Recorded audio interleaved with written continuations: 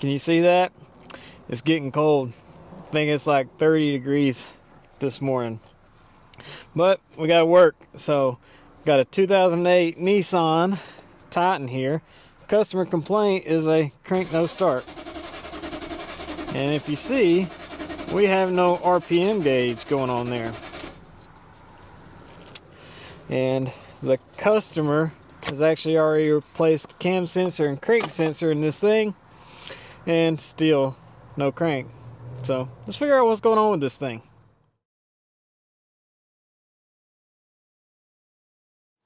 Alright, on the scan tool here, we've got our pre-scan done, and these are a lot of codes kind of all over the place. We got some in the BCM here, tire pressures, and I'm not sure, front right, rear right, looks like all the tire pressures maybe.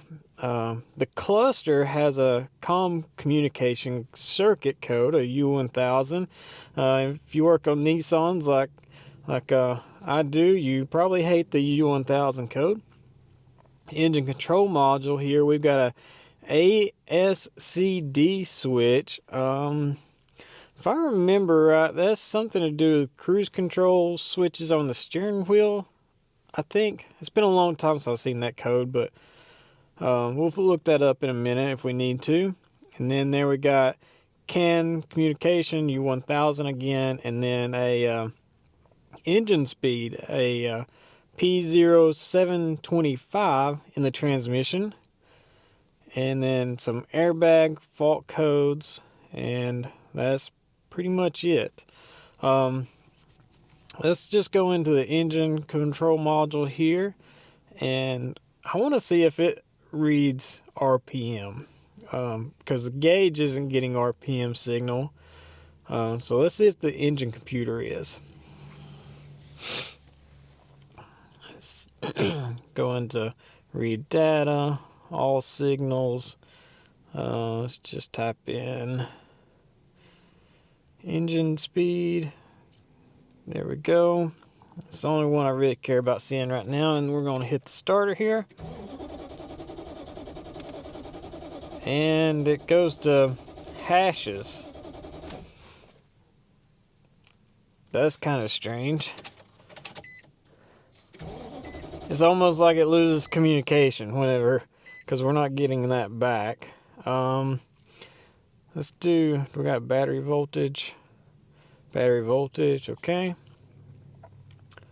Yeah, see, Nissan's garbage. The ECM is losing communication when the starter turns on. I guarantee it. Let's see, we can read the fault code. Let's go back into live data here. All signals. Let's do battery voltage. And then let's do engine speed again. Okay. So we're at 14 because I've got my van hooked up with jumper cables to keep the battery charged. Let's spin this over again. Yep. See? Nissan. This is retarded. Okay. I guess we're gonna be useless with a scan tool because Nissan makes the ECM lose comm when you're hitting the starter. So I guess we'll break the scope out and we'll actually scope the signal and see what we get. Alright, so to do a quick, easy figure out if the PCM, ECM is getting crank signal, is really to just kind of go to the ignition coil command and injector command. If you don't have command, you more than likely are not getting RPM signal to the module there. So I just quickly just looked at the injectors and figured out which one my power feed is. I don't know if I'll be able to get you in here to where you can see or not, but probably not. There's like 2 white wires on this one. This is number 1. And then on number 2, we've got like a red wire and then a white wire. Then over there we got a red wire something and a white wire. So I'm pretty sure the white looking wire is going to be my power feed.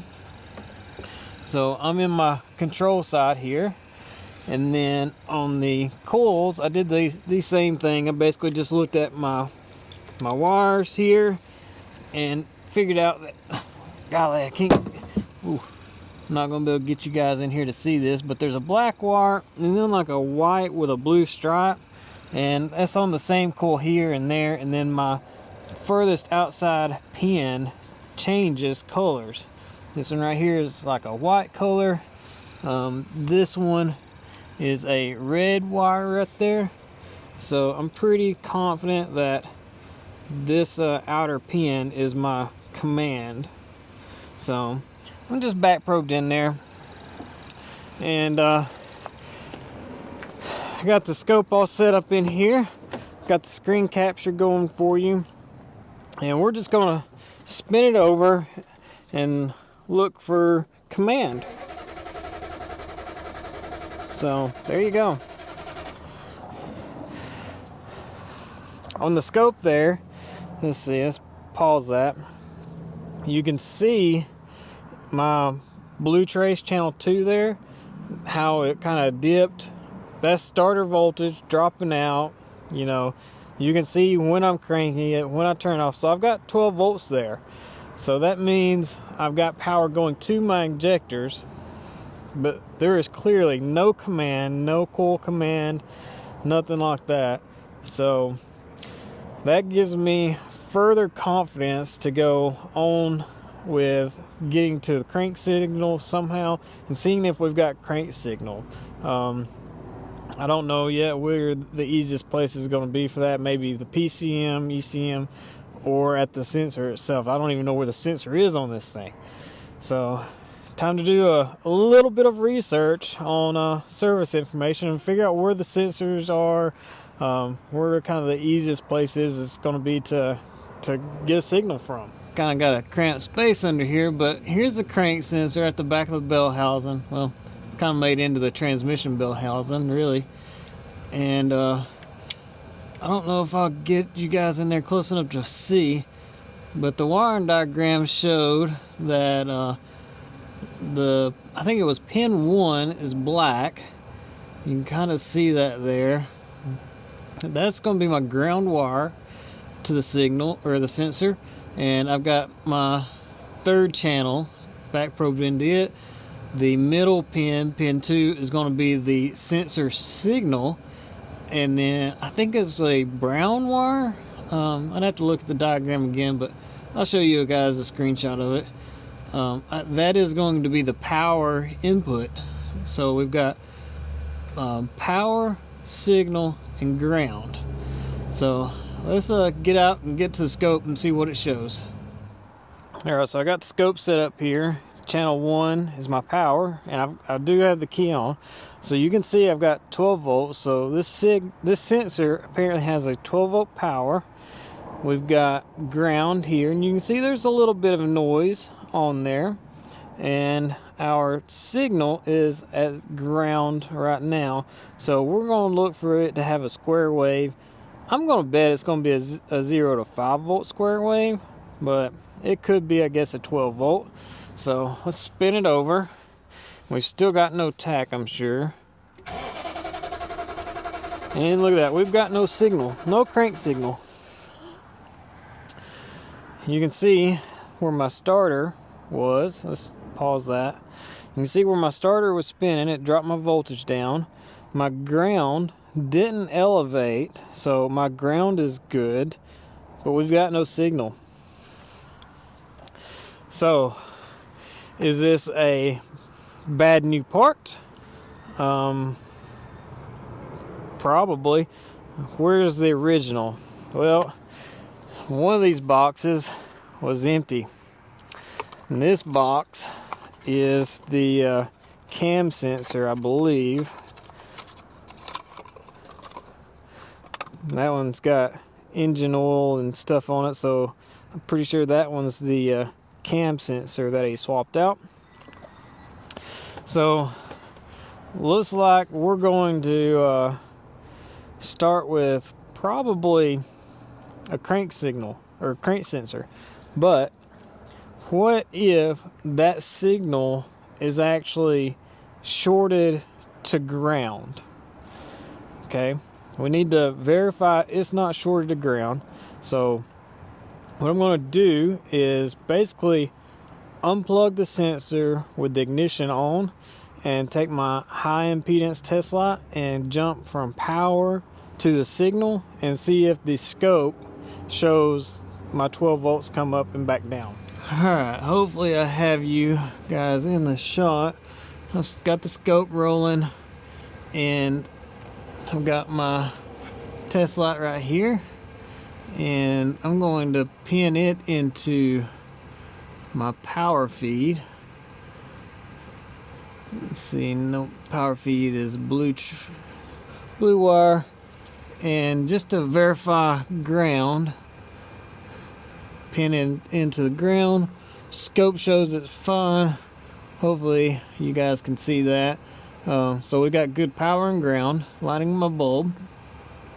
Now if I take this and go to my sensor signal, which is my middle pin, let's see, on the scope you see it jump up and we have no light. So let me take this down. See it dropped? You guys see that on the scope there? That verifies that my signal is not shorted to ground and that this sensor up here is just not outputting anything. So either it's not being triggered by the tone wheel, or it's a bad sensor. Looks like there's a 10mm bolt in this, so let me get this pulled out and we'll see if we can further test this sensor here. Alright, let's get this sensor out here. One of these days I'm gonna buy me a little lightweight jack to keep in my van, because this thing's tight under here. So this looks like that sensor that's up there in the floorboard, so that might be the crank sensor up there. But let's plug this back in. It's getting cold, my hands are froze. Hard to move my fingers. Alright, so got that plugged up. On the scope we don't see any pattern. This thing, I think it's just looking for metal. I don't necessarily think it's looking for a magnetic sensor in there. Might have to get my flashlight and look in there, maybe the borescope. But let's try it with just a piece of metal first. See if we can trigger it. No.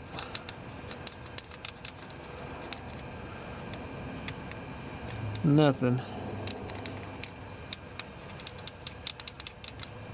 So usually like one of these that's just looking for a piece of steel or ferrous metal, you can just pass it across it and you would see the square wave happen, but we've got nothing going on there. Let me get a magnet just to make sure that we don't have anything going on. I'm still back probed into this thing good, I'm sure. So yeah, let me get a magnet and we'll try it with a magnet. Alright. I've also brought the test-along borescope back out with me to get up in that hole and look at the reluctor ring. But this is just a magnet. Let's see. See, I don't know if you guys can see that, but it sticks to metal, so it's just a magnet. I use it to pick up bolts that I drop, and nothing. This sensor is not doing nothing with a magnet or with a piece of steel, so this sensor is not good at all. Let's look at this reluctor ring now. Let me get this to record here. Alright, and I don't know if you guys, if it's gonna make out very well, but that's a tooth, that's a tooth, So it looks like, yeah, you can kind of see the teeth in there. You see those little notches? That is what it's looking for. So it's looking for that gap. That would be what would be creating the square wave. So there we go. We need a crank sensor for this thing. Let me get that other sensor out and see if it's the crank sensor. We'll plug it up and just to verify that the one in the floorboard up there is bad. Alright, let's see. I mean, it does look like the same sensor. So let's plug this one back up and see if we can get a signal out of it. It might. I really think that one's a cam sensor, but they may be the same sensor. Okay. Oh man. All right. So on the scope there, you can already see this sensor is good. Well, it may not be good, but we've got signal on the wire now. Let's see if we can trigger it somehow. No. So two different sensors failed in two different ways. This one is, nope, there it goes. That pulled down. Okay, so, or did my lead? Nope, that's my lead. Oh, yeah, my leads are crossed, touching. There we go. So, yeah, two different sensors, bad, and two different ways. This one is stuck high, and the replacement one is stuck low. Aftermarket parts, you gotta love them. So let's see if we can get a Nissan sensor to put in this thing. All right, back from the Nissan dealer. Got us a real Nissan crank sensor here, and once I get it out of the package, this one's metal. I'm almost thinking both of these sensors might be aftermarkets, because this is the OEM sensor, and the aftermarket one. This has got a metal case on it. So either they had a design change, or this thing had two aftermarket sensors in it. Here's the one that was in it. So they both look identical. Hopefully that'll focus in. Yeah, I'm not real sure. I think they're both aftermarkets. But let's get this one plugged up. We know this one's a real one. And I've got the scope going. Let me get my signal wire here, and we'll back probe it. I'm only going to do the one, so get that in there good. There we go. And you can see, I think that's like a 8-volt square wave. I think it's what this is going to do. So let's just pass a bolt across it here. So that went low. Oh, it's almost like it needs it to be triggered twice. That's cool.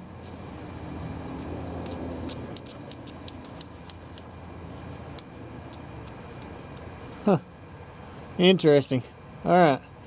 So we've got signal on that one. Let's put it in the hole, and I'll bolt her in there, and then we'll get out and crank it and see what happens. Let's see if we get RPM.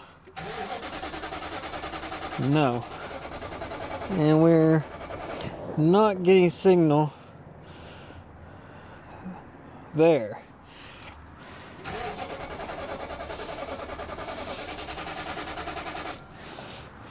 That is interesting.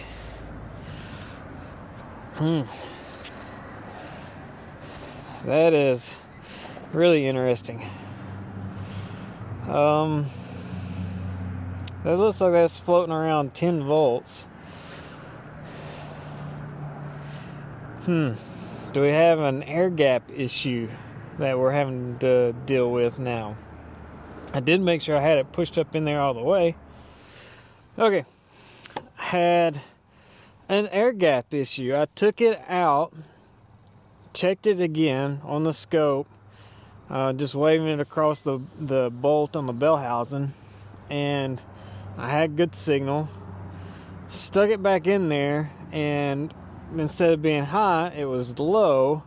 So then I knew that I was close enough to it, and I spun it, and we had good signal. So, and it did fire up and run. So let's just crank it again. I've got the scope rolling there, so you can see when it was starting, that was still showing 0, but the scope shows us a good pattern. And we can zoom in here. Let's go. There we go. So there we go. Bad aftermarket crank sensor, bad original crank sensor, whether it was factory or aftermarket, I don't know. It sure does look like that aftermarket sensor. But either way, a real OEM crank sensor has it going. So should be a lesson, folks.